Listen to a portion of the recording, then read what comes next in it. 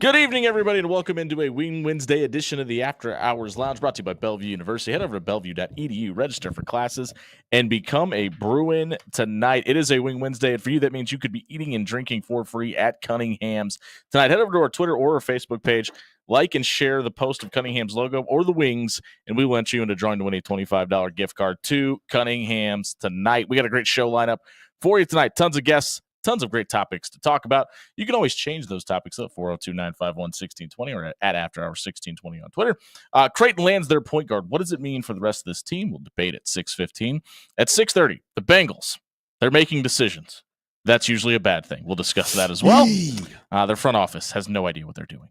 And then at 7:15, Bob Williams is going to come in. He's been absentee for the last couple of weeks. He's going to come in and discuss West Virginia's lawsuit against the NCAA, and former Tennessee coach Jeremy Pruitt is also suing the NCAA for $100 million. Does he have legs to stand on? We'll ask Bob Williams that. And at 7:30, Brian Munson from Husker Online will join us to talk all things Nebraska football recruiting. I'm interested to see what he thinks about Matt Rule making offers to 2026 guys after admitting out loud that he does not know exactly what revenue sharing is going to look like. We'll talk to Brian Munson about that as well. Speaking of Nebraska football, their new defensive coordinator / former defensive back coach took to the podium this week and had some things to say. Let me stop you right there. Okay. Dan. We have breaking news. Breaking news. That's going to take a minute. There it is. All right. Good job, Dan. From now, could you just do that? That's all we need. Pete Thamel Pete reporting. Sacramento State is filing an application with the NCAA to transition from FCS to FBS football. We talked about the other direction. We did not discuss this happening. They're transitioning to the ranks of the independents. They are not joining a conference, but would they be in play for future Pac-12 membership? Yeah, you got to wonder if that's so. Watch out for Sac State, the Hornets. We'll go ahead and retweet that out so you can join us in that discussion as well. Let me make sure I'm retweeting that from the right. Are they the Hornets? Did I get that right? That sounds right. Feels right. Let's all Google it at the same time. The Sacramento Herky State. the Hornet is their mascot. So John, don't miss. You get a prize. I don't miss. But in probably more important news that you care about out there in listener land, hopefully you're still with us after that live update. John Butler spoke yesterday, and he was asked what the thing that they're focusing on the most is, and he said he's demanding effort from the guys. They want their culture to be a culture where effort is a premium.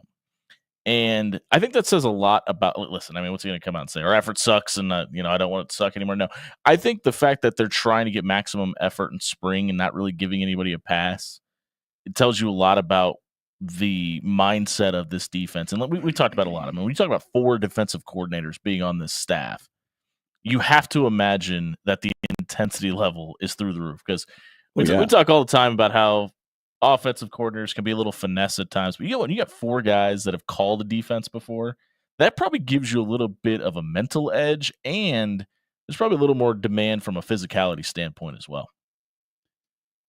Yeah, I would say so. I mean, I think that at a certain point, when you have that many guys who've been a coordinator, they're sort of looking at things from a different angle, right? Once you've been a D coordinator and you transition into some other role, whether you're, the advisor like Phil Snow or Matt Rule now as a head coach, I think the main things you're looking for are those guys who hang it out there every day, right? Yeah. That are not, they're showing up with a lunch pail ready to get to work. And those are the things you're going to notice, because you're not going to be down in the trenches with every position group every day, seeing like who has the best hand placement on the drills, who's doing every little thing the right way. What you're going to see is, even though John Butler said that he's still going to be pretty hands-on with the defensive background. Sure.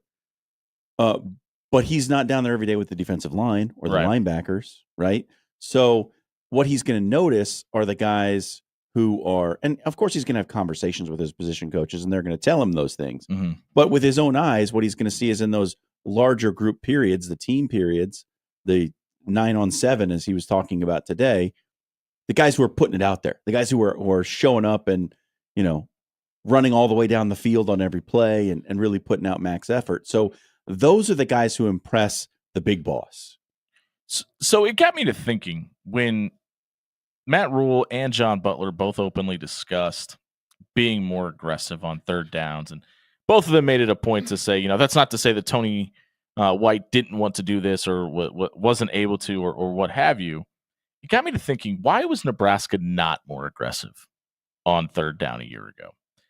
And then the discussion was brought up about getting Deshaun Singleton back.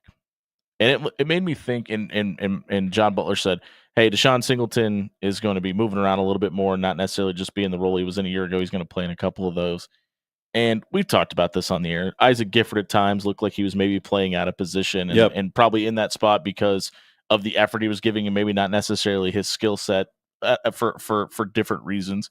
And I wonder if the personnel a year ago and the positions that they were in limited their ability to put pressure on quarterbacks, which is a weird thing to say because you did have Ty Robinson and you did have Nash Hutmacher, and now this year you're not going to have those guys, but it feels like you feel a little more comfortable in your secondary. And listen, Bly Hill goes down with an injury, and obviously the two Sierra guys, Wright was a little slower to come along. the two guys we just mentioned, and Sierra Wright was brought up to yesterday, and John Butler said, listen, he's out there practicing with the ones, but that spot's not locked up either. And when you got north of 20 guys in that defensive back room, you got to leave those competitions open early. And I wonder how much more they feel they're able to get aggressive this year because of the depth they have, and probably with some guys being a little more further along in the system than they were a year ago. Yeah, it brings me to something that was really striking about this press conference, and it was that John Butler did not want to talk about individual players. He sure did not. At all. He didn't want to mention anyone by name. And when he was forced to answer a question about a specific player, he had the same answers. Like, that guy, he's having a good spring. And that was basically all he wanted to say, which is, I think. Well, he took the same approach about Mike Eckler also. Yep. And that made me pause for a second because I went, okay, does he not want to talk about anybody else having fingerprints on his defense? Or are they not sure what Mike Eckler's allowed to do? That's what it is. He doesn't want to say, well, he's helping with this because I don't know if he's allowed to do that. Yes, I think that's mainly the point. But back to the not mentioning players, I think not wanting to mention them can tell you as much as if he had told you everything about them. And here's why I say that. Not wanting to say anything specific about a single player, to me, shows you that John Butler is willing to look at anyone and everyone, no matter how much they played last year, where they came from, were they recruited by this school, are they a transfer?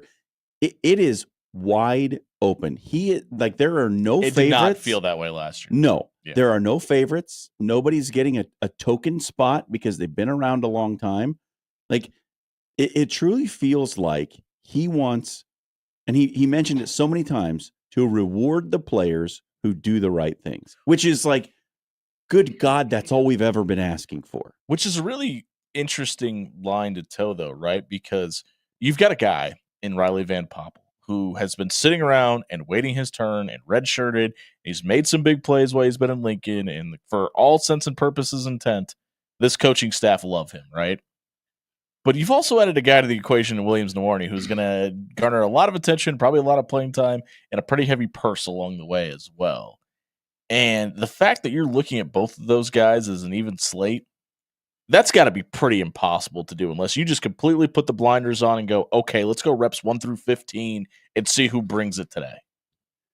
I like it. I love it. Yeah, I'm just saying from a personal standpoint and a professional standpoint, that's got to be very difficult to do, especially when you throw NIL into the discussion. How much some of these guys are probably making. And to go back to the Isaac Gifford discussion, far be it from me to rip on him or anything of that nature. I don't want to disrespect him in any way because he meant so much to the program and gave everything he had. Yeah, but I think he would admit that he probably wasn't a Big Ten safety. So here's the thing. They needed Isaac Gifford on the field for his leadership more than his skill set. And I think he would admit that as well. He was not the most talented safety on the roster. He was the best leader on the back end, and it wasn't on the close. roster. Yeah, and I think it was also an extension of the coaching staff, right? Like he had the ability to get guys lined up from the back side of the defense as well, and be able to adjust guys and get guys in the right spot. It's just his athleticism was lacking a little bit in certain situations, and sometimes he found himself out of position because he was trying to realign other guys. Now, there's a lot that goes into that. You have a brand new defensive back coach a year ago. You did get him very late into the Yeah. equation, so probably a guy like Isaac Gifford was probably asked to do a lot more Sure. than whoever is in that role this year is going to be asked to do because of all the leadership on the defensive side of the ball from a coaching standpoint and all the guys in that room that have been here for as long as they have. I agree, 100%. Yeah, and John Butler was asked about, has he ever been in a situation like he's in Lincoln with Phil Snow being on the staff as a former defensive coordinator and kind of the elder statesman of the room that a lot of people turn to with questions. He brought up his time in Houston with the Texans and brought up Romeo Crennel. And I forgot this had happened, where Romeo Crennel was the acting defensive coordinator and then moved to more of an analyst / advisor, Senior defensive assistant. advisor role over the entire defense while there was an acting defensive coordinator. And I really I would normal in typical situations under worse leadership have an issue with this, but it really feels like everybody is echoing what Matt Rule is saying, that I don't have a problem with this, and it really feels like Matt Rule said it out loud. Being a head coach is a lonely position, and it kind of feels like not to undermine anything John Butler is doing, but Phil Snow is there to more be a sounding board for Matt Rule and step in if the head coach gives the point and says, "Hey, where do we go here?" to help John Butler, who's only been a defensive coordinator for one other season in his entire career. I honestly, I totally believe that there's no ego from each other. Yeah, It came across as extremely genuine and honest and not just lip service. So, I mean, I believe him when he says it, that, look, we're all here rowing in the same direction. We're trying to achieve the same thing. And all the ideas that are put forth are going to be considered equally. Like, if you have a good idea, we're going to listen to it. And that's important because, yes, there needs to be a hierarchy. And yes, the buck has to stop somewhere. But you also have to have a comfort level on the staff where somebody can bring something up and say, like, look, I have an idea about how we can improve this, and not, fear being shouted down or, being called insubordinate for bringing up something different. And that's important. And if that's the way it is, and it certainly seems to be based on what we heard from Coach Butler today, then that's just a tremendous culture. We talked about the roster being bloated on Monday and everything that goes into that, and John Butler was asked about getting Deshaun Singleton back and Javen Wright, and he gave it a testimonial to Matt Rule's culture and what he's building there, and how guys want to stick around and not leave for the NFL, which is most people's dreams, etc. And obviously, those two guys are going to play big roles this season because they're not coming back if they're not, right? But you kind of have to wonder if Matt Rule needs to maybe lay down the law a little bit more. You know what I mean? I don't know, because yes, you want to nurture and help everybody, and his job is to bring guys into the program. We killed Deion Sanders for just telling guys to jump in the portal, and we're bringing the quarterback in. And go ahead and jump in because you're not going to be wanted here. Because he did it dirty. I agree, and I agree with that sentiment, but it just kind of feels like Matt. It feels like they're just opposite end of the spectrum in those conversations, right? Like Matt Rule wants to help and save everybody, where Deion Sanders is like, "Can you sink or swim?" And there's got to be a healthy medium, but it feels like this is going to be the toughest part of Matt Rule's job, is having to have those conversations, because they're coming. They're a couple of weeks away. You're gonna have to cut guys. You're way over, and I will be interested to see what those players, if they even choose to, have to say after they leave Nebraska, because Matt Rule has now been vocal this week and saying it's a really good time to be a coach that's lying to kids, because there may be a chance that Matt Rule is going to have to say, "Hey, I know we promised you X, Y, and Z. That spot's just not available anymore." And I feel like, listen, I was going to say it's going to be tough for Matt Rule. That'd be tough for anybody, especially anybody that cares about the person they're having the conversation with. Well, this is a period of great transition in college athletics, with roster limits, especially in football, coming down the pike. And look, there's no transition period. This is a hard line in the sand, and across that line, you have to have 105 players. Before that, you might have had 150. Too bad.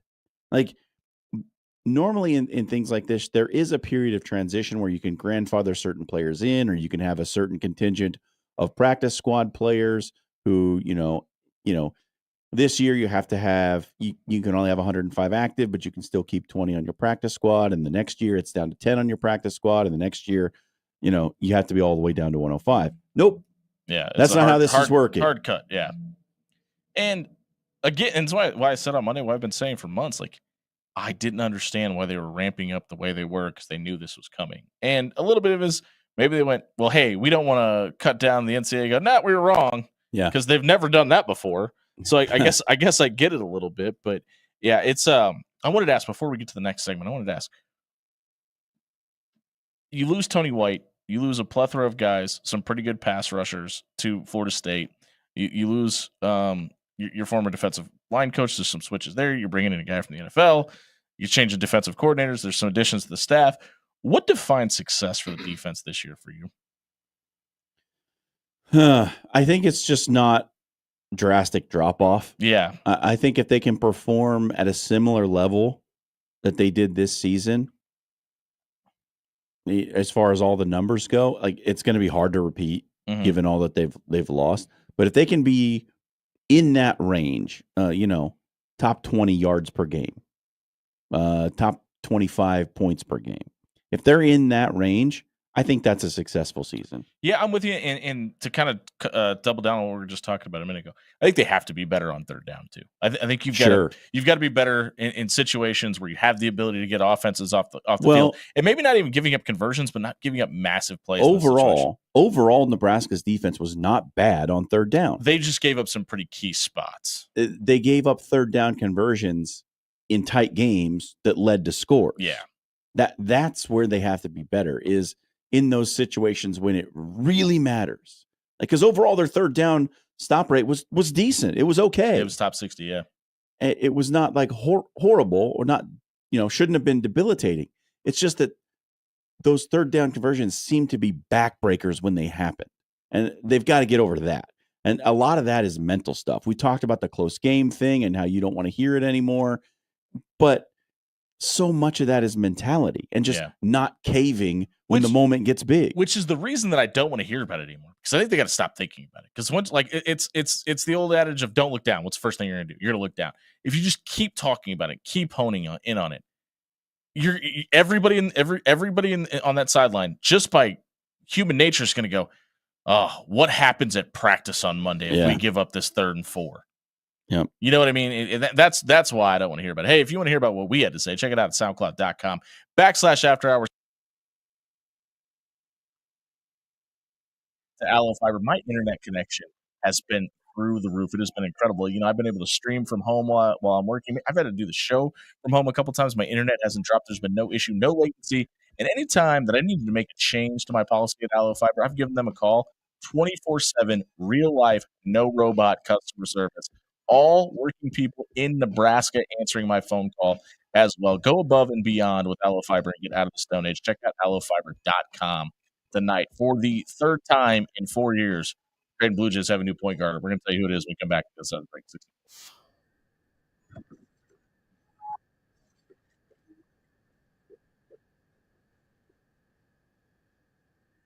Hey, everybody. John Schreiner here for Jerry Ryan Clothing and Sportswear. How's your suit game right now?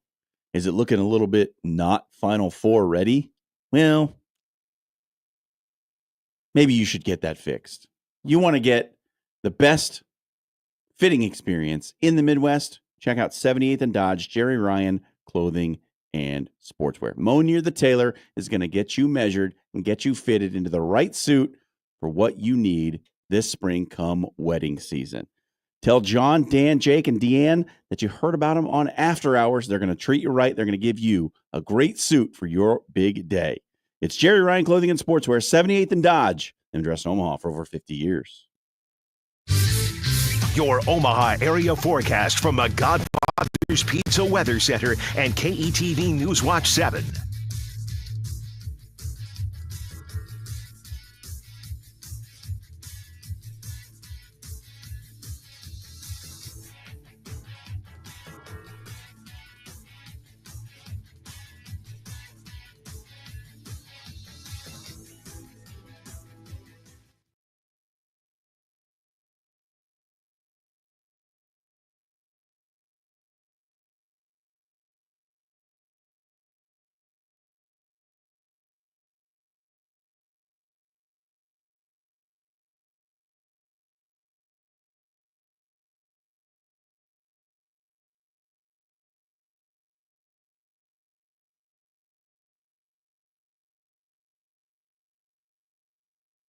Ready to make a positive impact in a young boy's life? Join Big Brothers Big Sisters of the Midlands and become a mentor where you are matched up with a boy in the greater Omaha area. Over 50 boys are waiting for someone like you to guide and inspire them. Visit mentoromaha.org and sign up to make a difference in a boy's life. Don't wait, make a lasting impact today.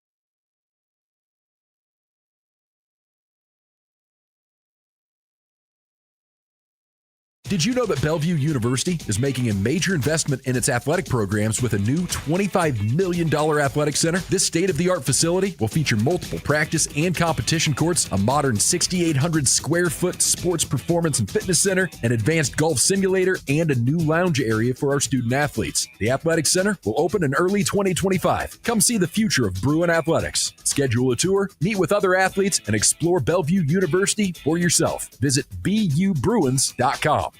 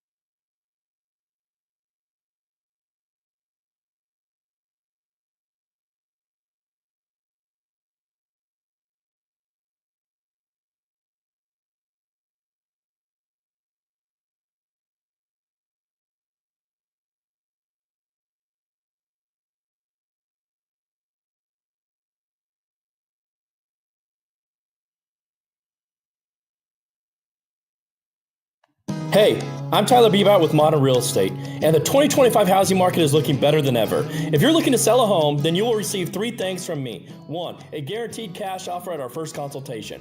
Any type of property from $2 to $2 million. 2, an as-is listing price at current market value with no improvements. Or 3, we help you improve your home before selling so you maximize your take-home profit. So interview me before you sell. Get started at myearnedequity.com. That's myearnedequity.com.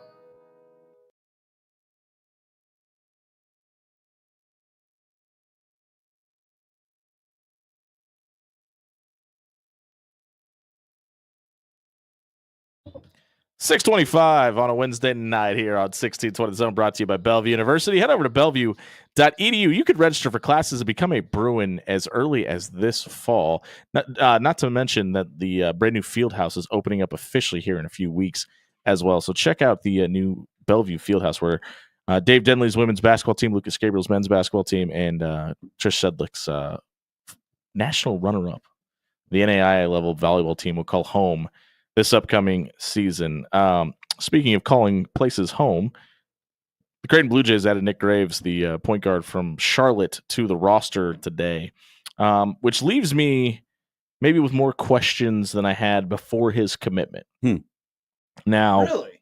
yeah, just because what Mac and the staff have done with their 2 portal commitments looks a lot different than what they had a year ago. Now, Ryan Kalkbrenner's not lose. I mean, and you've got to find obviously somebody to fill their role. But I believe that Nick Graves is a lot closer to what Ryan Nemhard was rather than what Steven Ash was, as in a guy that can get to the rim, draw you some fouls. Because I think the one thing that's been sorely missing from Creighton's offense in time over the last 2 years with Steven Ashworth was when they needed a bucket, Ryan Nemhard could get down the hill and get to the rim and get layup and or a foul to get your offense jump started. And it kind of feels like you want to go back to a point guard that has the ability to do that. And if that's the case in a guy like Nick Graves, now granted, Charlotte's offense is much more different than Creighton's in the sense that they were setting screens for him, and the offense was really facilitated to Nick Graves as opposed to what he's going to be asked to do. In theory, in Omaha, is you're also going to give up shooting opportunities if he's not able to distribute at a high level. He only averaged 2.3 assists per game when he was in Charlotte, where Stephen Ashworth averaged 6.8 assists per game last year. So there's going to be some changes from a philosophy standpoint for him, and also with the addition of what you're looking at center. And for anybody that hasn't checked it out, go check out the Roll Jays podcast. We just interviewed Ryan Kalkbrenner a couple days ago. He mentioned that his advice for the next guy that comes in is not to be Ryan Kalkbrenner, but be yourself. And if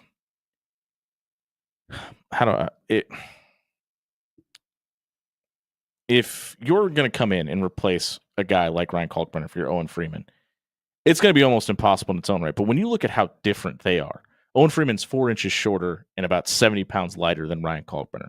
Also, he's only played an average of 16 minutes a game, where Ryan Kalkbrenner on average was averaging 36 and a half minutes. So not only do you have to go in and replace Ryan Kalkbrenner, but you got to go in and replace Fred King also. So you're looking for a backup center that's going to be really hard to do through the transfer portal because most of the guys are in there because they want to play. But now you're also not only changing your defensive philosophy by doing that, but now with Nick Graves, essentially, you're changing your offensive philosophy as well. Oh, by the way, you still got to replace Jemiah Neal too. Plus add a couple more guys to rotation. Now, obviously, the great neutralizer in that is, what does Hudson Greer look like? Is he going to be ready? Can Jackson McAndrew take the next step forward? So there's a lot of things there that still have a lot of question marks around them. I just think it's really interesting, and maybe a little bit of it's Ryan Miller leaving too, right? He was a pretty big focal point in what the offense was and the way it was being called. He's gone, so maybe this is just a change in philosophy from whoever ends up getting that job. Probably going to hear about that on Monday or probably sometime early next week after the Final Four. It's really interesting to me that this is not only going to look like a complete overhaul from the guys on the court standpoint, but probably the way that they play the game as well. Here's why it doesn't concern me. Okay. If you remember, coming into this season, there were a lot of questions about, well, like Jemiah Neal doesn't really fit into the offense. What is he going to do? He's a different kind of player than they've had. He doesn't really do the things that typically Creighton wants out of that position. I think he fit in okay. I think they molded him into the player that they needed him to be. It took some time. It took until about midseason before he really took off. But by the end of the year, he was exactly the player they needed in that role.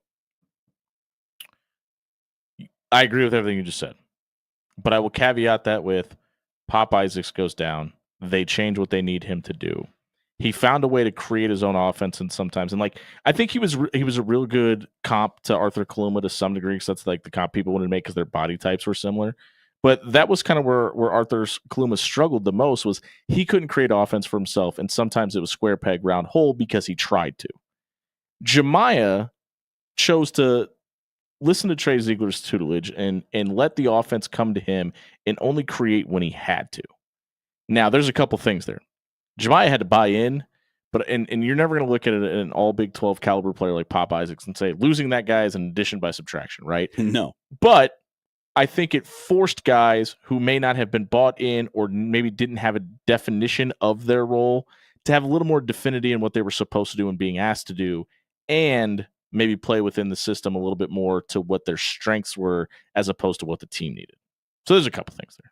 But why can't Nick Graves do that? Why can't Owen Freeman do that? So, and here, like I said, I didn't say I question. I said I just have more questions about what they're doing going forward. The one overall positive I'll say about this is, since Ryan Nembhard got here, my question was, why don't you have a bigger point guard? Nick Graves is 6'3", and the one thing, to your point, that you can almost rinse and repeat is by the time mid-January gets here, whatever 5 guys are out there and Greg McDermott's on the sideline, things are going to be humming. So that's why I paused to say, I'm really concerned here, and I think this is all doom and gloom and fire back now. It's more, okay, what is this going to look like? Because what it's looked like for the last 3 to 5 years, kind of on its face with the pieces you have now, got to be completely different. And when you lose a generational talent like Ryan Kalkbrenner, be kind of hard not to, right? Things are going to be different. It's going to change. The other thing that I want to get your opinion on is, do you think that the switch in style of point guard, because you compare him more to Nemhart than Ashworth. Well, they went to an Elite Eight with Ryan Nemhart running the point. Yeah, They weren't able to do that with Stephen Ashworth. I mean, does that kind of indicate maybe that that's actually the player they want in that position? Yeah, listen, I agree with that sentiment, but I think I don't think anybody's going to say, well, Stephen Ashworth was a major drop off. I don't think anybody would agree with that. Certainly not. No, but the results but a different are kind of player. I just think it's really hard to look at the draws Creighton got and compare them to that Elite Eight run and say it's apples to apples, right? But we'll take your phone calls, 402-951-1620. We'll go to Don. Don, welcome into the After Hours Lounge. Hey, thanks for taking my call. What can we do I for think you? it's going to be a different team. I think it's going to be a lot more, and it's kind of crazy to hear, but more 3-point shooting than in the last few years. Because Dix can shoot. Greer, the freshman coming in, can shoot. They got 5 more spots to fill, too. And Freeman, I mean, actually, he's a pretty good 3-point shooter himself. So he'll be better at that than Ryan. We're going to miss Ryan so bad on the defensive side. That's where they're going to have to get anything. But have you guys heard anything about the 7-foot Serbian kid? What's going on with him? So it looks like it's down to Creighton in one other school for him. I can't remember what the other school is, but even if he comes in, he's redshirting. So I don't think there's any way he comes in next year and and I guess maybe he could fit into that backup role, but he's got a lot of gains to make in the weight room before you even consider throwing him out there. But also, just a real quick thing, Don, I don't think Creighton's getting Josh Dix. It sounds like no way. Yeah, it sounds like him to Illinois is probably a pretty done deal. That's what I thought too. Did I say Dix? I guess I meant the new guy coming in, the new point guard. Graves. Oh, Nick Graves. Yeah. Sorry. Graves. He's about like a 40% shooter. Yeah. Well, so Greer's supposed to be really good coming in. So that's the other thing, and the point that John was trying to make, and Don, appreciate the phone call, is he also shot less from the 3-point line than Stephen Ashworth is too. He's a career 32% 3-point shooter to Stephen Ashworth's 38, but that goes back to the fact that he does have the ability to get to the rim. Now, he had the ability to get the rim in Charlotte. Does he have the ability to get to the rim in the Big East? Because those are two different tasks to ask of somebody. I think he's going to, but he's also got to be better at the free throw line if he's going to do that as well, because he's only a 77% free throw shooter from the line as well. Yeah, and look, mid-major transfers are always a gamble. Yep. Right? Like you never know until you see it whether it's going to work out. Like in the Summit League, Frankie Fiddler was like player of the year. Mm-hmm. At Michigan State, he's a guy. He was the 6th man. Yeah. Like and what, as like 7 points a game, I think. He was averaging over 20 for Omaha. And what Nick Graves was doing at Charlotte is completely different. On its face, if we're going to see the same style of offense, completely different, because he was off a lot of ball screens. He was running a lot of switches, and that's not how Creighton's played the last 5 years. So, I mean, can they change that? Is that philosophy able to be adapted? Absolutely. But I think it's really hard for them to look at, hey, this has been working for a really long time. We need to switch it up for player X, Y, and Z because we had to make some additions that we didn't necessarily think we were going to have to. I think this is kind of fun. I do too, and I think this is something Mac is going to enjoy as well. I think it's fun for Creighton fans, like, because for the past 5 years you've kind of known what it's going to look like. You've come into the season and you know what it's going to look like for the most part. Do you have to be happy at your job at some point? That's a question a lot of people around the sporting world are asking today. We'll tell you why. If you missed this segment, check it out at soundcloud.com/afterhours. 16th way was by Cunningham's two great locations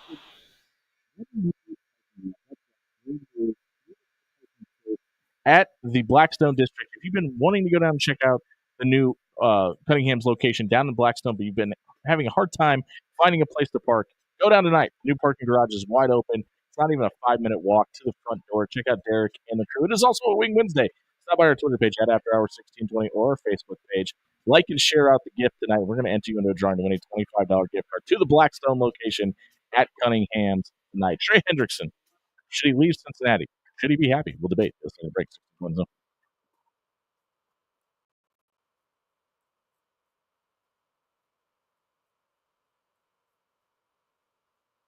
Hey, everybody. John Trenner here for Bob at Williams Law.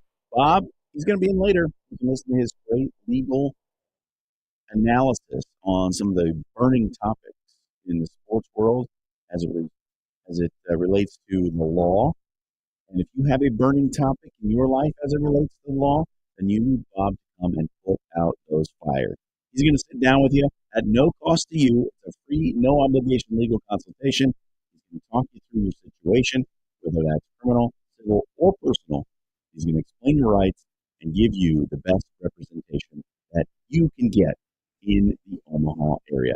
Bob's a great legal mind, and you need him in your corner when you face your big day in court. Check him out at williamslawllc.com.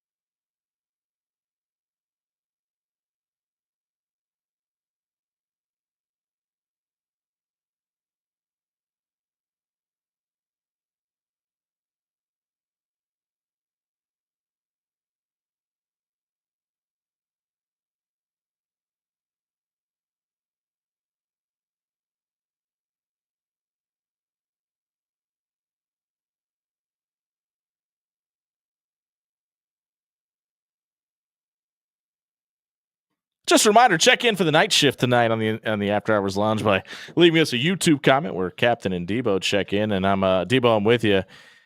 I'm not necessarily a lack of a fan of the mid-major transfer. My question is about the 1 year deal, though, because obviously Nick Graves is going to be. It doesn't have an adjustment period. But I do love Ty Davis. I know a lot of people are out on Ty Davis. I think Ty Davis showed you in the Big East tournament that he's got the it factor. I just think it's going to take him a little while to get there. This is the After Hours Lounge brought to you by Bellevue University. Keep up on all the championship action happening right here in our city at Bellevue's campus by downloading the BU Bruins app to your smartphone tonight. You know where championship action is not happening, John Schreiner? Cincinnati, Ohio. That is correct. Trey Hendrickson is one of the best, if not the best, pass rusher in the NFL. And he's looking for some cash. His head coach has said, we would like to get a long-term deal done with Trey Hendrickson and get him as much money as possible. That apparently is not the case from the front office. Specifically, Katie Blackburn, who last week said that at some point, Trey Hendrickson just needs to be happy with his job and move on and be happy with what he has. Trey Hendrickson talked today on the McAfee show and was like, that was a very confusing statement because all the information I've been given is we're still talking and talks are open. This is a disaster. Yeah, the exact quote is, Hendrickson should be happy at certain rates that maybe he doesn't think he'd be happy at. Which is honestly such, like, she said it in a way that like makes you think, like, she said it in an adult manner, but it's an incredibly childish statement. Yes. Yeah, she did a real good job of like politely calling him greedy. It's more like you're going to eat your dinner and you're going to like it. We're not like mommy's not making you anything else, which is like, okay, come on. Like, also just let's just grow up real quick. Cause I ran some, when you put this topic on the docket today, John, I ran some numbers and I, did the lookup. Trey Hendrickson is still currently the 10th highest paid edge rusher in the NFL at $21 million. Yep. At $21 million. So it's for anybody that doesn't know, Katie Blackburn is the vice president of operations for the football team for Cincinnati too. When you see 21 million, you go, not a bad number. And then you look at the top of the list and you go, oh, Myles Garrett's making, I can't remember what the number was now. It's sitting in my head right now and I just can't pull it out, but it is exorbitantly more. It's like 60 or 70. I was going to say, I think it's 55. Yeah, 61. You're right, Dan. And like even Nick Bosa is making $40 million a year. So. And Hendrickson has said, the only thing I want is to be a Bengal for life. Like, he doesn't want to leave. He doesn't want to go anywhere else. He's just asking to be paid at the level that he has produced at, which is, I think, fair. It's 100%. That's a fair ask. He said he's not asking to be the highest paid defensive player in the league or anything like that. But the man wants a raise because he led the league in sacks. Like, that's not unreasonable. The thing is, like, there are actually two things. Cincinnati is known around the league as being a team that will not pay veterans. Cheap. They won't pay veteran players their market value. They'd rather let them walk than spend the money. This has been their MO for a very long time. The other thing is, they just gave boatloads of money to two offensive players. They have given at the same position, not even just two offensive players. Yeah, they have given a ton of money to their top two receivers. T. Higgins' watch is over. He got a bag. R.I.P. Yep. Jamar Chase, he got a bag. Joe Burrow was already in that bag. And now they have one of the premier edge rushers in the league who's like, hey, can I get some of that? I would also like one bag. Thank you. Listen, and I'll take, he's like, I'll take 3/4 of a bag. I'm never going to defend the front office guy. I'm not. But if you're Katie Blackburn and you just wrote that check to those two guys, like you just alluded to, and to your point, have the guy that leads the league in sacks in your locker room, but you were still the 21st ranked defense in the NFL. Yeah. You have to wonder how much that plays into it. Because if you're the front office, you got to go, do we give him this money or do we get a couple of guys that help us balance this thing out and make it look better? And I will hear that argument. Like, that makes a whole lot more sense than you make enough money, just be happy with where you are. Right. But I wonder how much of that was in the thought process when she said it. Was the message correct and just delivered wrong? or is she just really out of touch with where her locker room is? Yeah, it came off incredibly childish. Yeah. Like and not the way not even that that. you would deal with a star player. It came off very ill-informed. Yeah. Yeah, it's man, so much of this is like we talk about this at the college level so much in recruiting, but free agency in the NFL is a lot the same. It's about relationship building and trust as much as it is dollars and cents.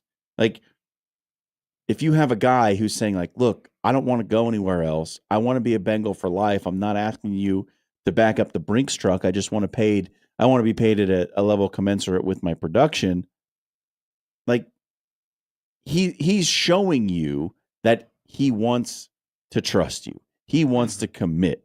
He wants to be there and give it for the team. Now, does the front office believe or want him there that Trey Hendrickson at age 31 is over the hill, that he might be on the downslide? It's a legit question.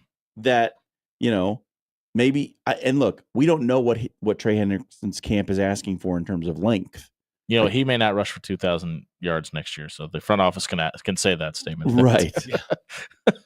But if he's asking for 6 years into his age 37 season, there's no and way. the front office is like, we got 2 for you. Which is probably realistic. Yeah. And they may be just I honestly think they're probably not as far apart on the dollars as they are on the length of the contract. Sure. And the telling thing here is when Trey Hendrickson said, "I want to be a Bengal for life." How long is life? Right? Like what he's probably thinking about playing 5 to 6 more seasons, and the Bengals are like, we can use you for about 2. To quote Eddie Murphy, what you mean life? Yeah, the one that sticks in my craw, and I think is really just an overarching point over the whole debacle to me right now, is the fact that your franchise player at the very end of the season said, "Well, I really hope Trey Hendrickson gets a new contract because I like Trey Hendrickson. He's a good person.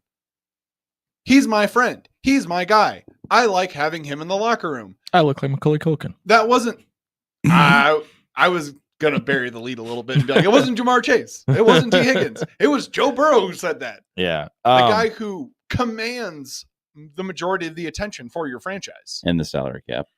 Yeah. But I wonder how much if the Bengals just completely balk and come back and go, "Nope, you're under a deal." Well, he's got 1 more year on his contract. Exactly. So they don't have to re-sign him. Do they want him past that year? I think they're all legit. I think the questions were all legit. The delivery was just horrible. The delivery was horrible, but as you said, you don't want to defend the front office too deeply, but they've got him for another year. He'll be 32 at the end of the season. Or, they could see how the first half shakes out, and maybe he's a big trade piece if the season hasn't gone the way you want it to. Right? Like he could be a big chip on the table if they're looking at accumulating draft picks to do some sort of rebuild. Yeah, and I know a lot of people are going to look at the Myles Garrett deal and go, "Well, Myles Garrett's 29. 29 is not 31." And also, I don't know if you know this about the Browns, they made a lot of really bad decisions financially, and you probably don't want to compare yourself to Jimmy Haslam in that that organization. I think they made the right call with Myles Garrett. They made a really bad call with a former quarterback. I mean, how many edge rushers perform at the level after 35 that they did when they were 30? 0. It Precisely it doesn't. 0. It does. I mean, you have the occasional Dwight Freeney who pops up in Seattle and has an awesome season after he's like 34, but it doesn't happen often. Sure, it was all natural. Hey, if you missed that segment, check it out, soundcloud.com/afterhours1620. It was brought to you by Controlled Comfort Heating and Air. Maybe you've been like my house this past week where you've had the AC on at night and the heat on in the morning and then a little bit of both in between. That's a lot of stress on your HVAC unit. What you need a maintenance appointment with Controlled Comfort Setup. They're going to come out, they're going to take a look at your furnace, at your AC, replace the filter for you, and make sure that both sides of your HVAC is ready to go, depending on what Mother Nature decides to do outside. If you want peace of mind about your HVAC unit, head over to controlledcomfort.com tonight. We're going to find out what's trending on social media when we come back. 1620 The Zone.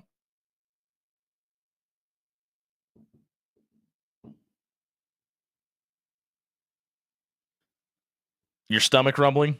If it's not, it's going to be. It's that time of night where you need a Pepper Jack fix. Hey, everybody, it's Jimmy Allen here for Pepper Jack's Grill. 10 great locations throughout the Omaha area. Not only is it convenient, it's got everything you want at it as well. Whether you're looking to eat healthy, maybe you're looking to raise the protein in your life, maybe you have a vegan in your life, they've got all of those options covered for you. My personal favorite, it's the steak and shrimp rice bowl. Throw some onions, some mushrooms, some green peppers over the top of it.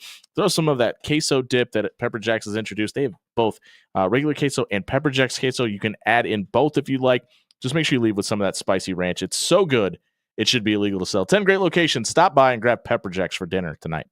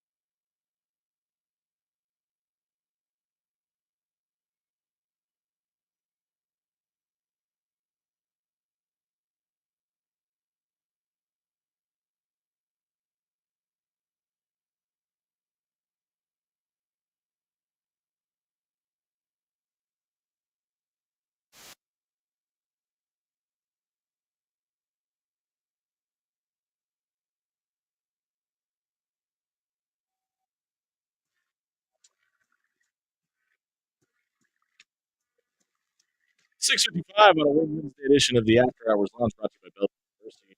Go to bellevue.edu. You can register for classes and become a Bruin as early as this fall. No classes on Friday. You can attend most of your classes online. It is a college experience. Bellevue University. Real quick, night shift checking in tonight. Tommy, weighing in on our last subject, said there's no way, and I'll take out an explicit there, I would give Hendrickson an extension at this point in his career.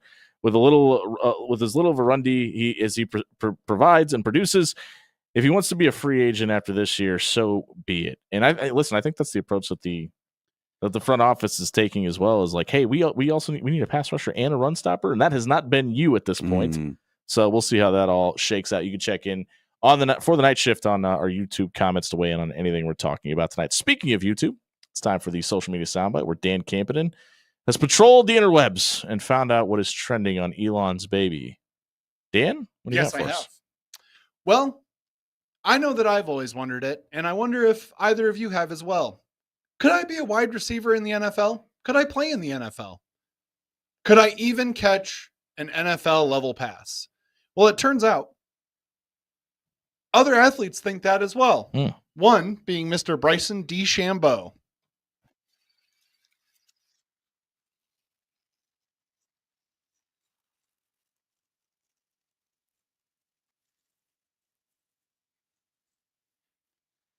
The sounds you just heard there was Matthew Stafford asking, Bryson any good at actually catching a football? And then just wings one to him and hits him square in the chest. Perfect Matthew Stafford pass. And you can physically hear the air get knocked out of Bryson's lungs. Yeah, I remember we were playing a pickup football game, and I was much younger and a lot less fat, and I would say I had more hair, but that'd be a lie. We were walking out on the field, and my friend just kind of like looked around. I'm like, "You all right?" Because he like looked concerned, and he was just looking at all the open space, and he goes, "Could you imagine having to try to cover Randy Moss out here?" And I went, it just kind of puts it in perspective, like what level of athlete you have to be. And listen, we were all playground warriors back in our day, but listen, I just watched that video. That wasn't that hard of a pat. Like, I feel like Bryson just wasn't expecting it and thought maybe he wouldn't throw it to him. I don't know. I'd like to see them run that back. You know, I won't lie. It's rare that you get like the full on like fast motion angle from directly behind a quarterback for Right. how fast that ball is coming out of their hand. When you see it coming at you that fast, it's like, oh. My bigger concern was how unathletic Bryson DeChambeau looks running more than anything. Also, he didn't even put his hands out in front of him. There's a lot of things wrong. I want to talk about Major something alligator Let's be arms. fair. He plays a walking sport. and has massive shoulders to get around. I want to talk about something we didn't talk about last week or on Monday of the same vein, though. When Matt Rule was asked about what he wants to do for the spring game, he said he wants to get a media team together and punt a kickoff to Steve Sipple and then write a column about what he did wrong in this. I'm here for this. I want to see this happen. Like we all know how like the copious amounts of success Jack Mitchell's softball team has had, tongue in cheek. But listen, for as vocal as the media is about the shortcomings of this team, I would love to see Sam McEwen maybe catch a pass or attempt to from Dylan Raiola. I think this is great. I think this would be great for the state. So some franchises do this. The Kansas City Current did it when I was on the broadcast team for them. Oh, how great were you, John? I didn't get to go to the game. They do a media soccer game every year where they get That's not a real sport. So. the members of the media to go and play an exhibition game in the stadium with the video crew there and the full video board and all that stuff, and they get them out there and like watching the highlights from it. It is insanely funny. Yeah, I would. I wish at the gym. I honestly wish I could have played in that game the year that I was doing their games on the radio, because I think I might have scored 14 goals. Like, honestly, just as someone who had played soccer before, because many of them looked like they hadn't.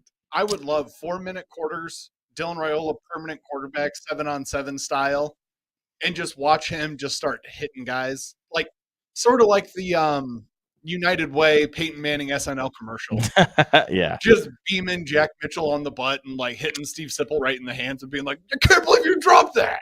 I don't think people understand how hard it is to field a punt either, though. Like, it's not easy. Somebody that's never done it before, easy. It's not going to go well. If you missed the social media soundbite tonight, check it out at soundcloud.com/afterhours1620. It was brought to you by Pixel Fire Marketing. If you're the decision maker in your company, you need to Google your business. Do you like what you see? If you don't, you can fix that. How do you do it? You head over to pixelfiremarketing.com. Let Courtney, the Google gal, walk you through how to update your Google business profile. And if you don't like the way your website looks, maybe it's not designed for mobile either, Pixel Fire Marketing can help with that and put you at the top of search engine optimization as well. Check out pixelfiremarketing.com for more details tonight. We'll be right back, buying or selling, with special guest Bob Williams in studio. When we come back, 1620.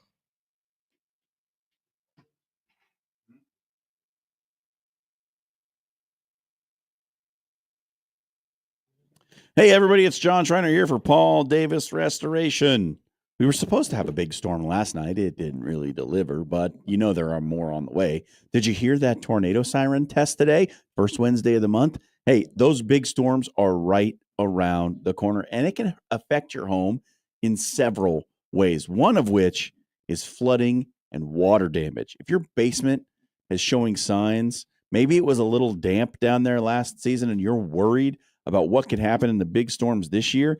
If the worst happens, Paul Davis can help. They can come in and remove mold and help restore your home or damaged room to the way it was before it ever happened. Back to new in no time. That's Paul Davis. Check him out at 402-553-0373. They're going to come out and restore your house to its previous quality. Once again, that number, 402-553-0373. It's Paul Davis Restoration.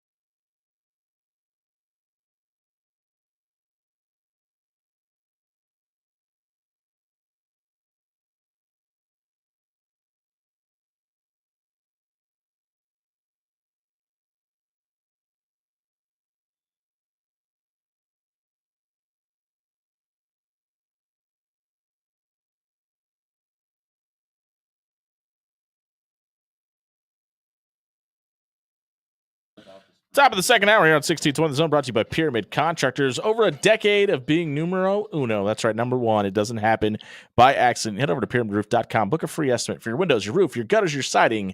They could do it all. Check out pyramidroof.com for a free estimate tonight. He has been missing. He's been MIA. It's been on a milk carton. But he's back He's now. been gone. Bob Williams of Williams Law is in studio with us tonight. He's going to join us for two segments. We're going to talk a whole bunch of lawsuits in the next one, but we're going to do buy or sell here, where a lawsuit just happens to show up at the end. Bob?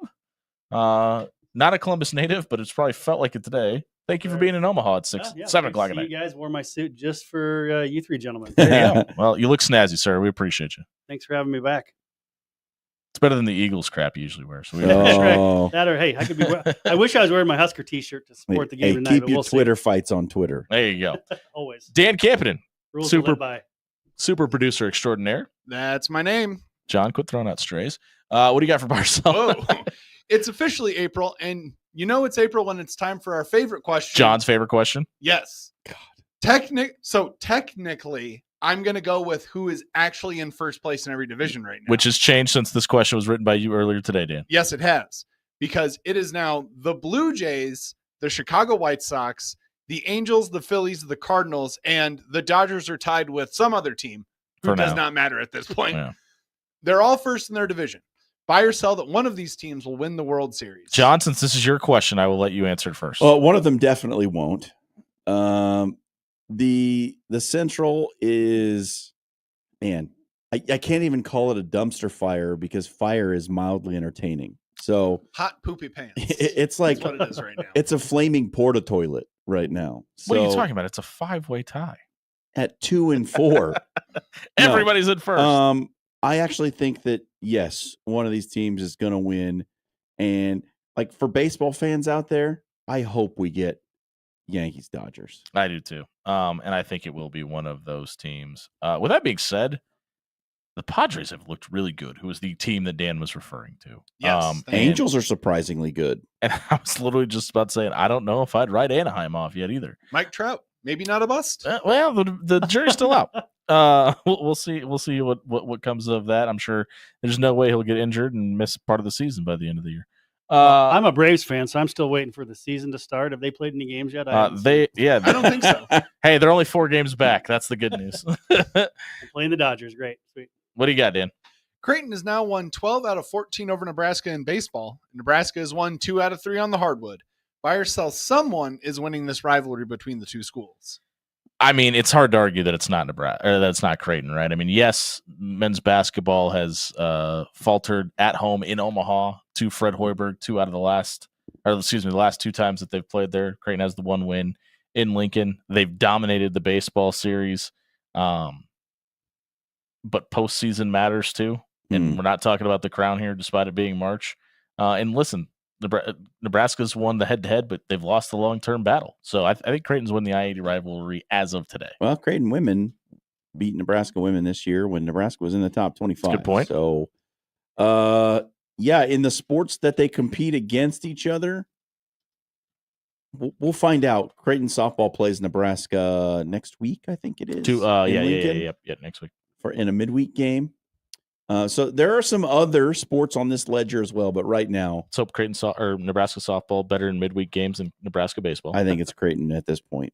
I definitely agree, especially look at those 2 first sports you mentioned, Jimmy. I mean, the baseball disparity is almost overwhelming. In fact, I was shocked to hear it was that discrepant. But I guess you look back over the years, they play those generally three games per season, and it's been pretty bleak for the Huskers. Yeah, I mean, you can say that about any of their midweek matchups, really. I mean, they've just been like. Even before Will last Bogart, year too. They've been so bad in the midweek. It's been a little embarrassing. And let's be fair, though. The Creighton football team has been ducking the Huskers for a while now. Listen, they haven't lost in a long time. Since World War II, in fact. Yeah. What else we got, Dan? Now that Ashton Jonte... I chose not to make that joke, by the way, so I'm appreciative of the fact that somebody did. Thank you. Now that Ashton Jonte has left college football, ESPN has listed their top running backs for the 2025 season. The top of said list is Notre Dame's Jeremiah Love. Buy or sell that Love is the top rusher in the country this fall. I sell, and here's why. I think that what you saw Notre Dame do at the end of the season last year is going to be honed in on, and I think that as good as their run game is, that teams are going to structure take it away. I really like Louisville's Isaac Brown.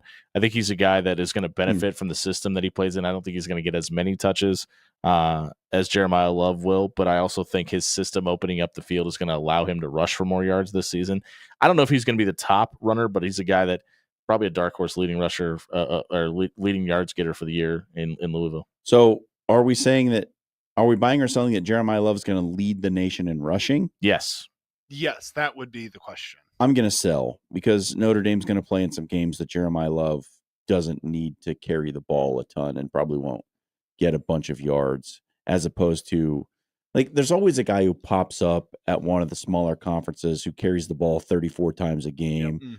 And so it's just too hard to put it on a guy at Notre Dame who's going to outclass about half the teams that they play just on talent alone. That, like Northern Illinois. Yeah. I mean, that went awry last year, Dan. obviously. Thanks, Dan. But it's just so hard to say he's going to be the leading rusher in college football, even though I think he's probably the best overall running back. Well, is it difficult to make that differentiate that in your mind? Leading rusher versus the best running back? Because I think for some people it is. No, the guy who gets the most yards isn't always typically is not the best running back in the country. I agree. This is a debate I read online earlier today. That's the only reason I asked that question. I thought it was asinine that somebody would even ask it. I was like, and also, I'll sell as well. I mean, him or the field, you look at pure numbers. If you're a betting person, you got to take the field on that for a bunch of the reasons that you both of you espoused. And, he's going to play those tougher teams, as John alluded to as well. He might get yanked from games where they have big leads as well. So, I'll take the field. Are you Googling what espoused means? No, I know that one. I'm just looking who's Iowa's running back this season. It's not Kate Johnson. He's going to carry the ball a ton. I was going to say that's a good guess. I think it's Kamari Moulton. It should be. Dan? Lots of rumors of Chris Beard, former Texas head basketball coach and current Ole Miss coach, leaving the Grove and heading to College Station, becoming the head Aggie. Chris Beard is not. He is staying in Oxford. Buy or sell that Ole Miss dodged a bullet here. Well, it was really interesting because a lot of people had the Pop Isaacs to Texas A&M rumor a couple of weeks ago, and that was kind of on the back door of Creighton Twitter burner accounts. But this is where it came from. I mean, obviously he's going to Ole Miss and following Chris and playing for Chris Beard there. I like Chris Beard. I thought he got the raw deal in Austin. I think he's going to be a good fit at Ole Miss, and I think they're going to continue to be successful. I'll buy. I don't think I think they did dodge a bullet. Yeah, I think that just look what they did this year. He obviously made that program relevant, and they probably should have made a run to the Elite Eight. So absolutely, this is a great thing for Ole Miss. Bye. Same answer here, fellas. Great NSYNC impersonation. Yep.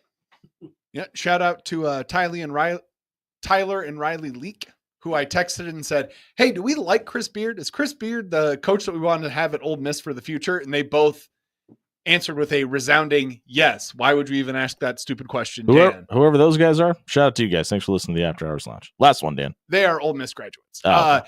Don't look now, but the NCAA may be set to lose another lawsuit. They usually State head football coach Mike Gundy, who is a man who is 57 years old, said he doesn't know what grounds the NCAA has to stand on to prevent joint team practices. Buy or sell, we start to see spring games with opposing teams sooner rather than later. Two things. The Bobby Reed rant was 17 years ago. Yeah. That blows my mind. That makes me feel old. Yeah. Secondly, I think this is going to be a thing sooner rather than later. I'm really wondering why it took so long for this conversation to be started or being had. That's my concern, because it feels like this is a very popular opinion.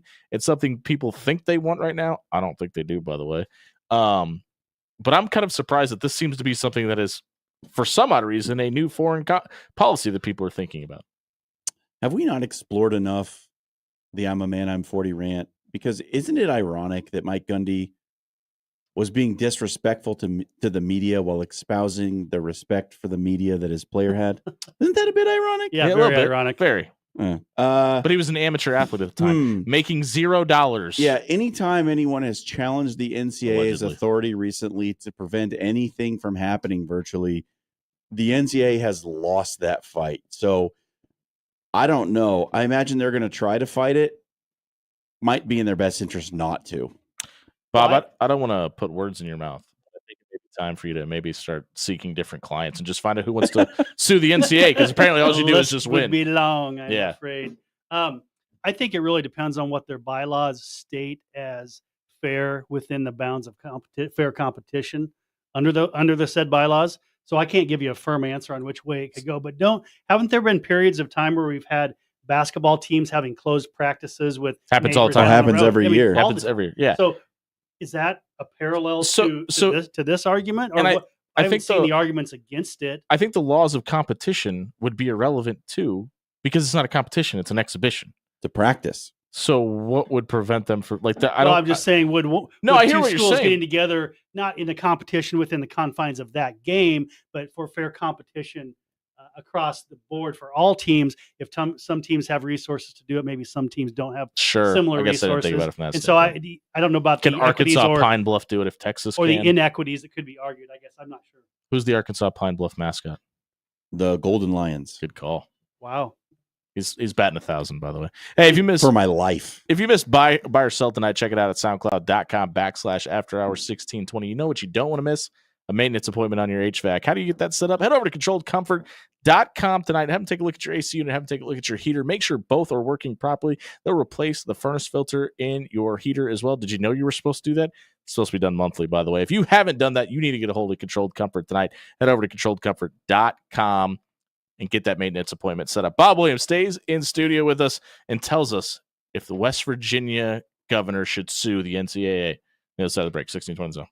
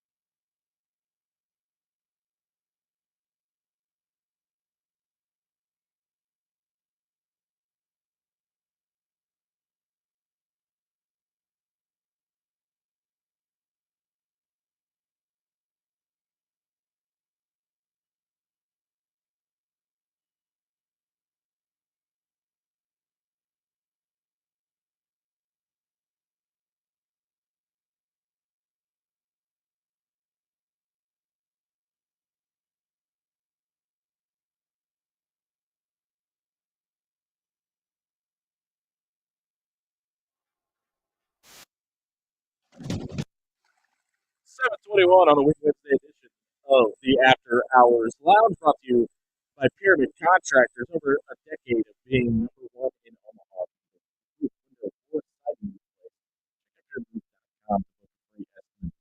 It's been the day of Bob Williams and Jimmy Allen. He's in studio with us still to talk about lawsuits happening around the sporting world, criminal, civil, whatever the law or whatever issues you're facing in court. You need to get a hold of Bob Williams and his team. But we're going to talk not about state legislation in Nebraska. We're talking West Virginia, Mountain Mama. West Virginia has filed a lawsuit against the NCAA for their men's basketball team being left out of the NCAA tournament. 111 of 111 bracketologists had West Virginia in their bracket. The governor, Patrick Morrissey, said it was a miscarriage of justice, which was an odd choice of words, in my opinion, but that's his words, not mine, that the Mountaineers were left out of the tournament when a team like North Carolina, who has two different representatives in the room of the selection committee, made the tournament despite not having a quad one win. The Attorney General of the state of West Virginia, sorry, John, don't let me play footsie with you, said they need an explanation of what the committee is looking for. If it's not net rankings, where West Virginia was number 51, or 6 quad one wins and not losing games to quad 3 or 4 teams. When 27 of the 111 bracketologists had North Carolina in the tournament, and all of them all had West Virginia as well. Do you think the state has more of a lawsuit against the representatives of the committee or the NCAA itself, or is it as much as simple as you got to sue them both? Now we're talking about a robbery at its highest level, to quote Governor Morrissey. Right? Yes. I mean, geez Louise, talk about hyperbole. A little bit of a flair for the dramatic. Oh my goodness. So, I mean, did you see him read that too? It's like he hadn't even read, like he had somebody write it for him, hand it to him. ChatGPT. And he looked at it for 2 seconds before actually spouting it off. And let's not forget that he is actually, as AG of West Virginia previously, had sued the NCAA in 2023. Correct. So there's a little bit of a history there. Now, I think if you fan out, and I just want to give context really quick. They were suing because the NCAA deemed a player ineligible. Yes, it was an eligibility issue. Yes. But he's thinking there's an axe to grind possibly by leaving him off the committee or leaving them out of the selection by the selection committee. So I understand in principle what Governor Morrissey is looking for here. He wants some transparency and accountability by the committee, which I think we can all agree are good, positive things. But when he walks up to that podium and addresses the media, let's say he's addressing the constituents of his own state, and he says, okay, folks, we're here to address this egregious thing that's happened. And I've authorized our attorney general to spend, let's say, $200,000 opening an investigation and filing a lawsuit. Would you rather have me spend the money this way or reduce your taxes or some other version of helping out the constituents that actually makes a dent in their pocketbook in the state? Right. That's an easy answer, right? I mean, there's no question about that. Now, did he actually go through and file the lawsuit, Jimmy? Did you see if it's actually been filed with the clerk? It has not. No. But they are threatening to do so. And I don't think there's any real recourse, though. So when we've talked in the past, you sue for only one of 2 or 3 reasons: to either get monetary damages or to either compel somebody to do something or to stop doing things in the future or set a policy, right? So they're not going to obviously go back in time. And we've talked about this, talking about Florida State football. Which the governor brought up, by the way. He brought up in that same speech. So we're looking to change policy moving forward. I don't think he has a single leg to stand on, suing, either direction or who's more at fault. I don't think it matters. I think if he's looking for real change, you affect change within the leadership of the committee and look for more transparency there. But again, you're going to have a gripe for the 69th team or 70th team nearly every year moving forward. And that's something about tournament championships. It's never going to go away. So I agree, but this one's pretty egregious. Like when you have everybody who's, quote, an expert, which obviously in your line of work, you look for expert witnesses all the time. When 100% of them who consider themselves that have your team in and they don't make it, that's a pretty big fallacy. But is the lawsuit the way to accomplish this, or is he really just trying to stoke up awareness, maybe? Which is why the lawsuit hasn't been filed yet, because they are looking for clarity. That's their response is the lawsuit if they don't get clarity on why they were left out. Yeah, and here's my thing. It's like, I think West Virginia should have been in, I think they should have been in the tournament, and I don't think North Carolina necessarily deserved to be in. But what we're talking about here is at some level a subjective choice. Absolutely. And can you sue over that? Could, let's say, the runner-up in the Miss America pageant sue the judges for their decision not to award her first place? Like that, in that scenario, it sounds absolutely ridiculous. And the selection committee, when they're selecting the 68 teams for the tournament, it is a beauty contest. Absolutely 100% perfect analogy. It's a 1-to-1 comparison. And they chose someone different. And you can be mad about that, but to try and take legal recourse to change a subjective decision that everybody signed up for, by the way. Yes, when you're you on play board. the game, you sign up to say, okay, you're going to select the teams, and we are good with that. We have joined this membership willingly, and we are going to play by your rules. I think the only difference would be is if there was a verifiable act of corruption going on that could be evidenced and then produced in court. Like if there were if there's two members of North Carolina's athletic department on the committee that chose to add them in, recused themselves during the that selection shows of that this was North intentionally Carolina. done, then yeah, maybe, but then you're maybe getting some monetary damages. You're still not able to put your team, the toothpaste back in the bottle and go back and play those games. Yeah, and Adam makes a good point. He said maybe Darren DeVries leaving West Virginia may put a little bit of a damper on that lawsuit as well. And that's a good point. Maybe it does. I want to talk about Jeremy Pruitt for a second, which isn't something I thought I was going to say in 2025. He's suing the NCAA as well for $100 million, claiming, and maybe we're just going to continue to make very outrageous comments about what people are suing people for. The NCAA and the University of Tennessee using him as a sacrificial lamb. That is Jeremy Pruitt's quote, not mine, and saying that his firing from Tennessee, Jeremy Pruitt was famous for giving out McDonald's bags full of cash, which was at the time an NCAA violation. My question to you, Bob Williams of Williams Law, is the fact that the NCAA deemed it illegal to not pay student athletes. They didn't say going forward you have to. They said that the practice beforehand was illegal. Does that give Jeremy Pruitt and maybe McDonald's a leg to stand on to file this lawsuit, in your opinion? I really don't think so. And again, he was there from 2017 to 2021. He alleges that he found out about some of these under the table payments there, or over the table, or behind the drive-through table payments that were going on. Reported them to Phil Fulmer, the AD at the time, and that he said he would quote unquote handle it. Nonetheless, Jeremy Pruitt, who knew this was actually an illegal lawful act. Well, he's also saying that Tennessee was paying players beforehand too. Yes, he is, and so they can, so I can. That's my 7-year-old would make that same argument tonight when I get home. The guy down the street selling drugs or something, right? Yeah. So I think absolutely not. I think what he's trying to do is recoup his. First of all, he wants $100 million, but they fired him for cause, which means they did not have to pay him $12.8 million in 2021, which was what his buyout was. But let's sidestep that.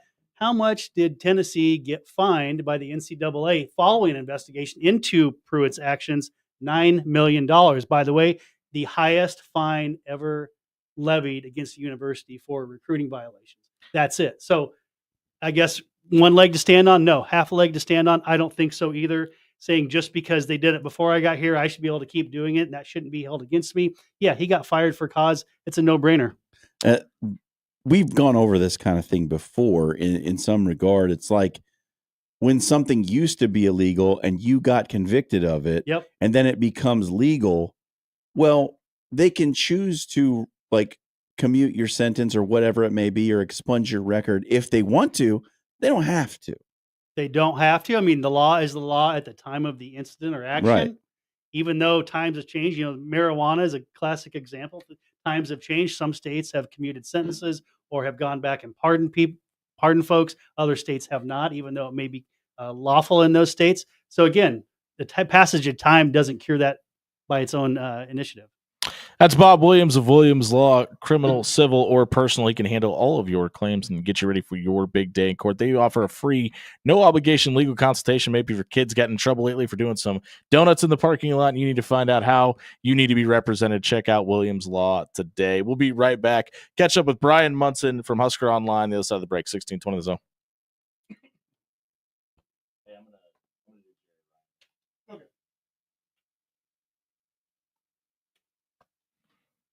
Hey, everybody, it's Jimmy out here for Jerry Ryan Clothing and Sportswear. We just talked about a lot of legal stuff. Do you have a big day in court coming up and you want to make sure that you are looking well represented in front of a judge? You know what you need to do? You need to stop by Jerry Ryan. It's the premier suit buying experience in the Midwest. I got my wedding suit there. Dan Campen, I got his wedding suit there. If you got a big day coming up and you want to be the best dressed man in whatever room you're standing in, stop by Jerry Ryan Clothing and Sportswear. They've been dressing Omaha for over 50 years.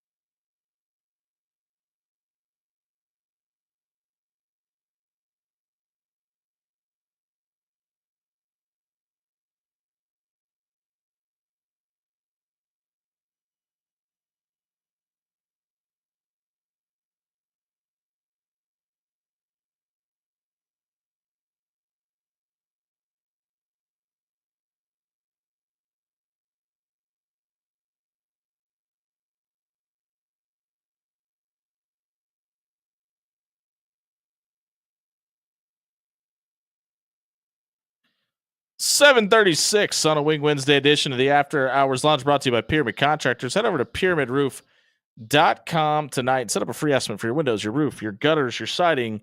They do it all. Check out pyramidroof.com to book a free estimate tonight. Just a reminder, it is a Wing Wednesday.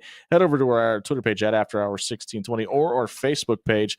Like the Cunningham's logo or the GIF of the wings we posted tonight. Like our page, like Cunningham's page. Share that out. We will enter you into a drawing to win a $25 gift card to Cunningham's tonight. While we wait for B Munts to get on the phone, I got a question for you. It's the big news in the NBA. I want to get your take on it. Michael Jordan. Ja Morant finger guns. Big deal or overblown? Anybody else overblown. John Morant, read the room, man. Like this has literally been the one thing that has plagued your career. Like maybe not that one. Not that one. Yeah, like even pull out the bazooka. I'm fine with that. Just finger guns, absolutely not. I think a guy who's a big finger guns guy is Brian Munson from Husker Online on 3, who joins us now. Munson, good evening, sir. How are you? What's up, boys? Are you a big finger guns guy? You put them in the holster? Do you pull them out? How do you work that magic? A big what? Finger guns? You ever just do the double pew pew when talking to a recruit? Are we talking about John Morant? We are. Maybe a little bit. I don't know. No, probably not. I'm gonna say no. Don't really do it. No, not at all. I don't know, Brian. You come off as a double gun guy to me. I don't know. Hey, I wanted to ask about the offers that have gone out this week. And when we hear Matt Rule talk about, hey, we don't really know what revenue sharing is going to look like or how it's going to work on Monday, but you see all these offers go out over the last 72 hours. What has that kind of sentiment been from recruits, or is it being brought up at all in the conversations that you're having? Not really in the conversation I'm having, because I think that, the offers, all the offers have been 2027 or 2028 so far, right? That I have seen. So you've got a quarterback, an interior offensive lineman, 2027 guys, an offensive tackle, an interior offensive lineman, 2028 guys. I actually saw a 2028 quarterback. Well, nope, he didn't pick up an offer. I was going to say maybe Oscar Sloan picked up it, but he didn't. So he just visited, though, right? Yeah, he did. But getting back to that, I think the thought here is that obviously by that point they should have pretty much all of that stuff kind of established. And good point.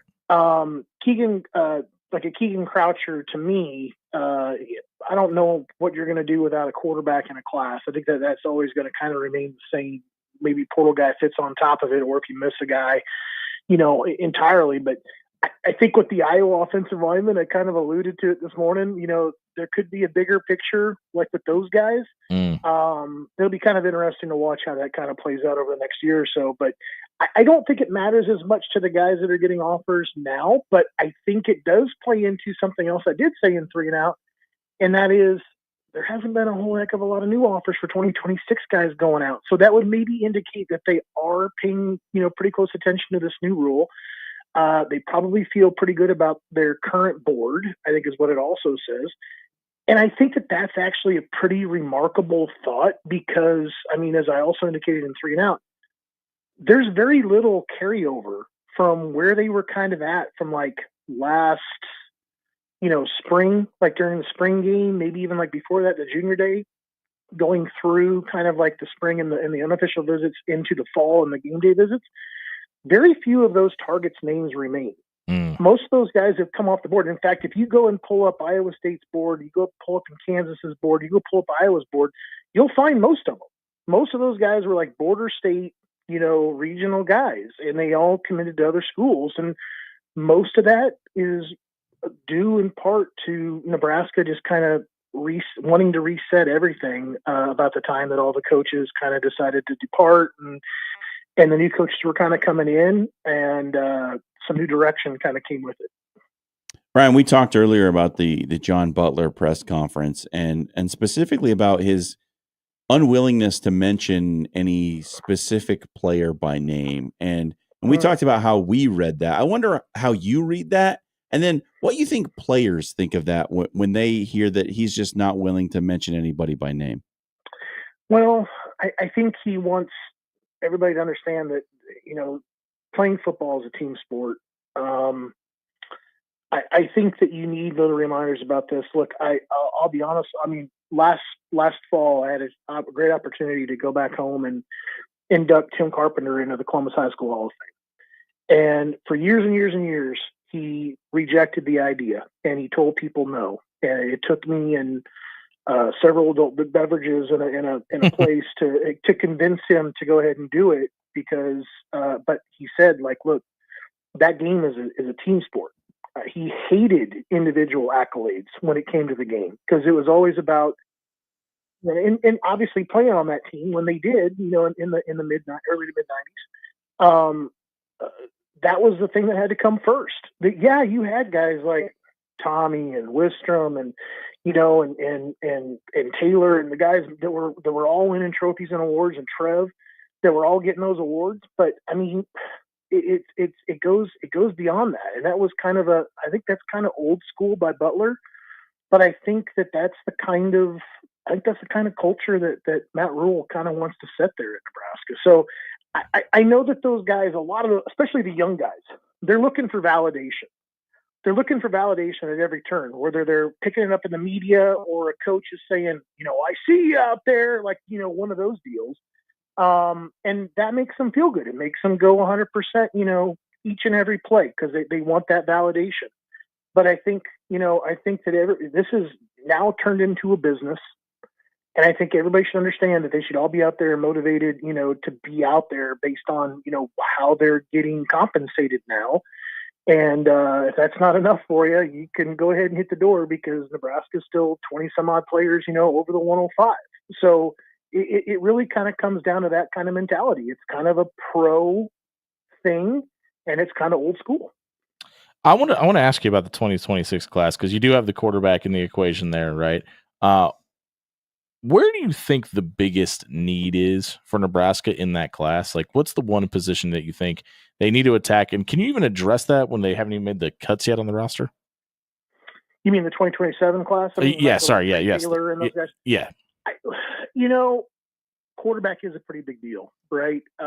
If Dylan decided that he was going to go ahead and, declare or got some outrageous $6.5 million thing, that nobody was able to match, and Nebraska said, "Hey, good on you, go enjoy it," whatever. I think next year's a pretty pivotal, guy to get. So I think that's a big position. I think Nebraska will also be, I think they got a young offensive line now. I think that they could do, based on the guys they got on the board right now for the 2026 group, they would do a great job of kind of landing any of those guys to kind of put in behind her to kind of keep things kind of moving. But then I think then you start talking about losing a couple of those guys, and it takes a couple years to kind of get to speed. You look at Gibson Pyle and Grant Bricks, and you look at Talamua, and a couple guys like Torres come in, and they're a little bit more further along, So maybe potential, but I think offensive line also is a big one, for that season as well. So obviously, I think running back is still something that we're talking about now. I think, you got a great guy. I just got off trading some text messages with Kylon Haney. Actually, he'll be in Lincoln tomorrow. Yeah. So big central dude. You got a guy in state. You need to make him a priority. How strong is that guy? Yeah. I mean, that guy is 14 insane. reps at 225. Yeah. And absolutely massive. Just totally geeked out on everything, man. He's just put together. So I think, looking just solely mainly at offensive line, and quarterback and running back, I think that those three positions, really kind of stand out to me.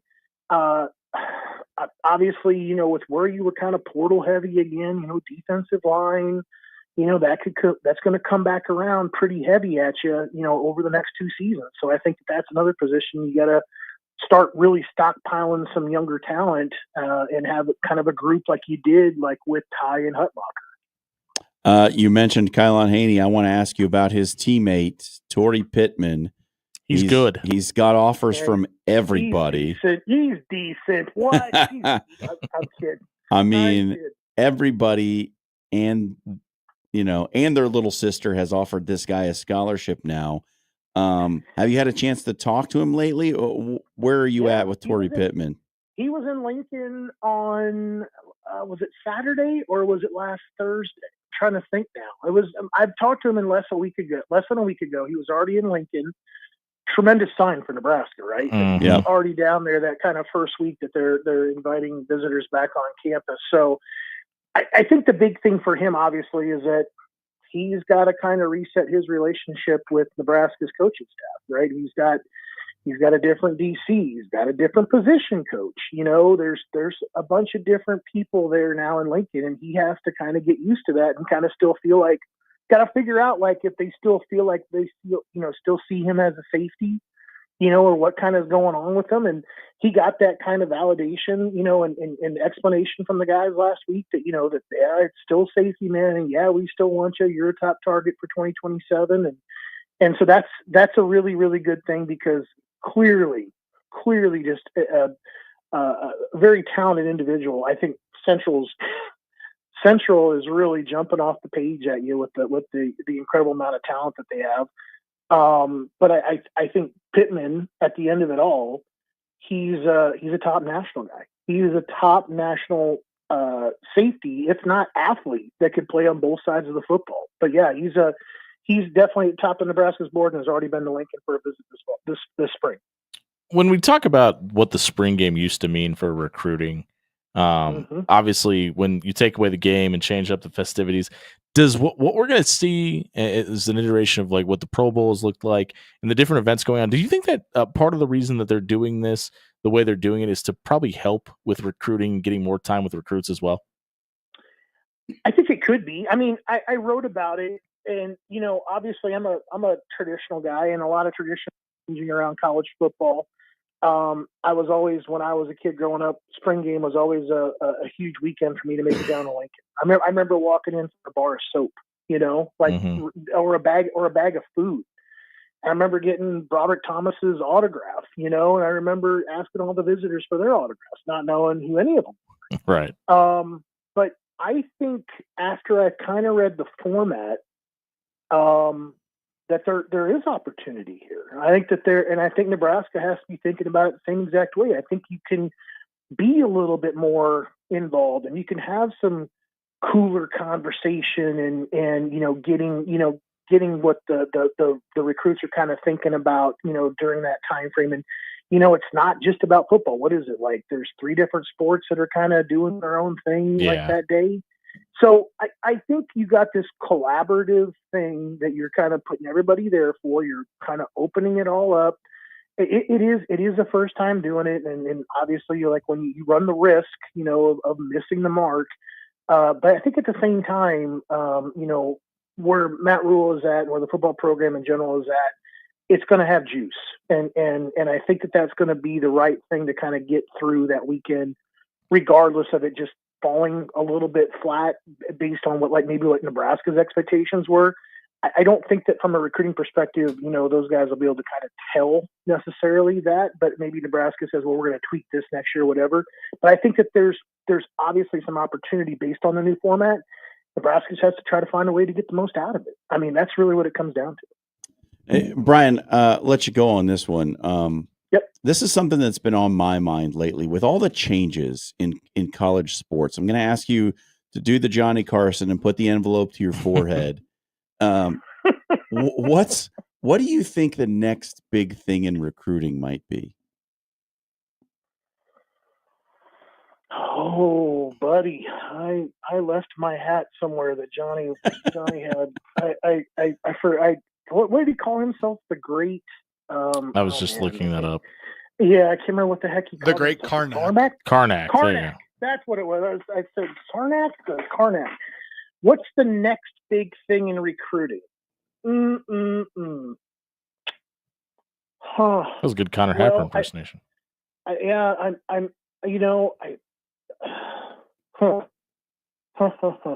Well, I tell you what. I think the next big thing in recruiting, since everything is sliding left, I'm going to be very interested to see when these official visits start extending, maybe to where the juniors can start taking them in the fall of their junior year. I think you've slid back the contact period. You've kind of opened that up a little bit to where it's not just like a casual bump in. You can actually talk to these guys now a little bit.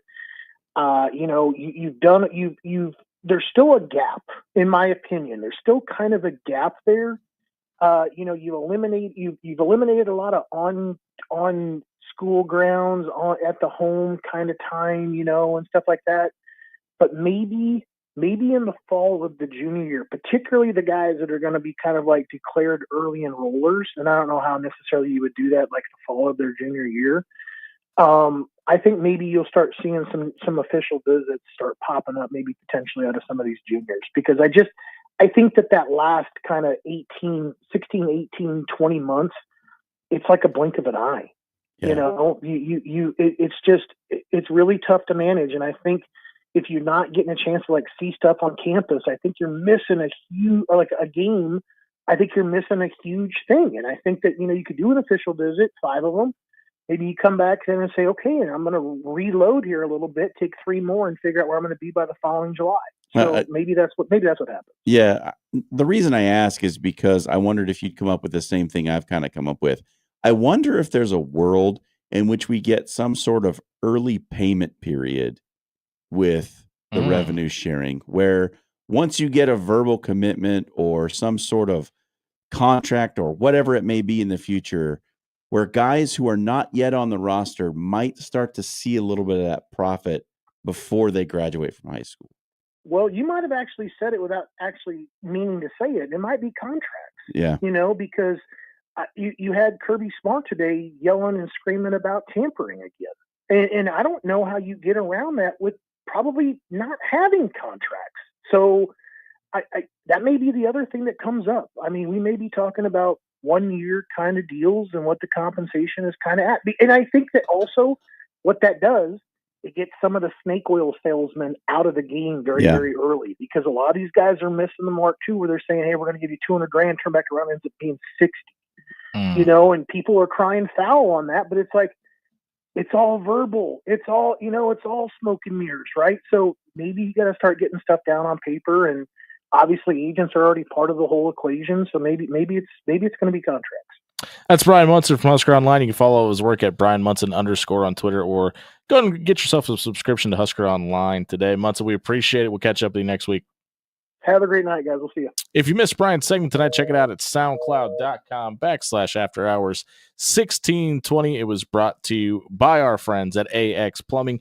If you've got a plumbing problem, whether it be home or residential, maybe your business is having some plumbing issues, head over to axpservice.com tonight. Work with Nick and the team. There's a discount for current and former military members as well as first responders. You can also get financing available on the website as well. Check out axpservice.com tonight. We'll be right back, wrapping up the show and giving you our Papillion Sanitation Trash Takes the Night. You're on 1620 The Zone.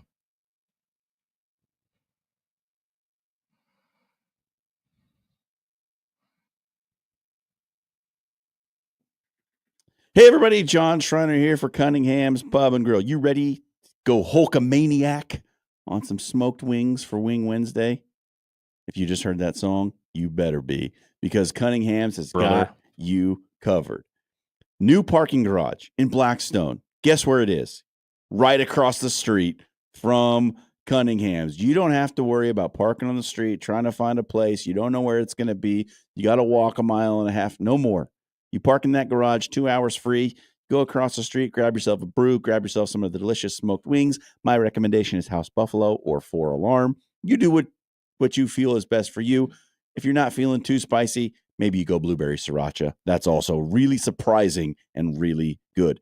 Derek and the crew gave us a burger, an everything bagel salmon wrap, and a buffalo chicken wrap tonight. And I can tell you with all confidence, none of it is anything approaching disappointing. It's all great. That classic burger that they have now with that sauce and the pickles and the fried onions and the cheese, it's just perfect. It is a perfect hamburger. You've got to get into Cunningham's to try it. And if you want to do it for free, go to our social media pages, Facebook or Twitter, retweet the gift. You are entered into the drawing for a $25 gift card. What's better than free wings? Not much, friends. Get yourself to Cunningham's.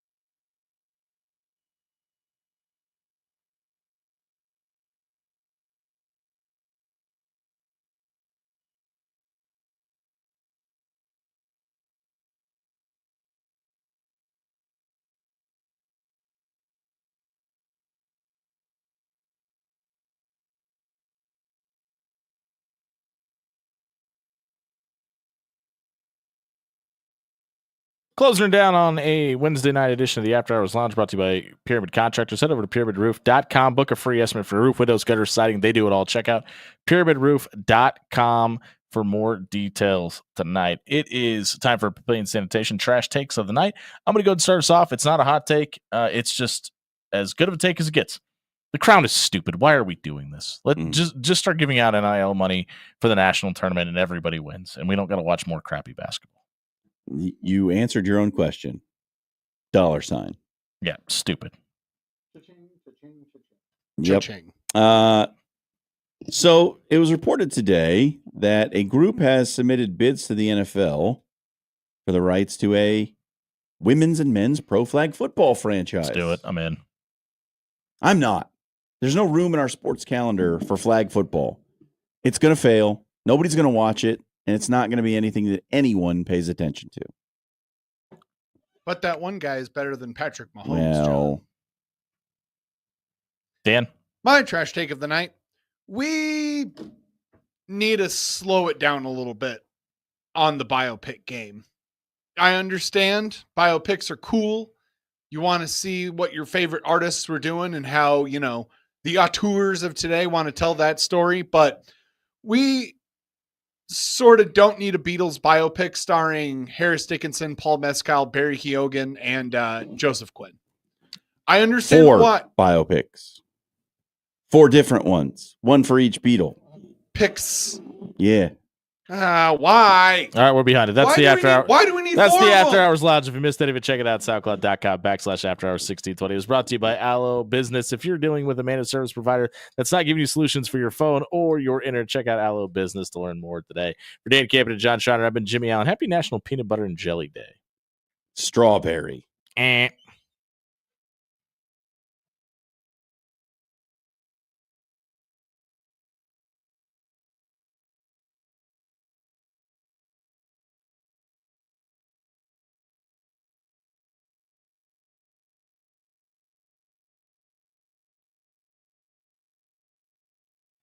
Hey everybody, it's Jimmy Allen here for Paul Davis Restoration. We all know that spring storms are coming and are going to affect your home in multiple ways. If you're dealing with home flooding or water damage, maybe the neighbor next to you maybe lit up a cigarette that they shouldn't have and it affected your house by catching on fire. Maybe you need to have mold removed. Paul Davis Restoration can do all of that and restore your home to the way it was before it was damaged. What you need to do is call 402-553-0373.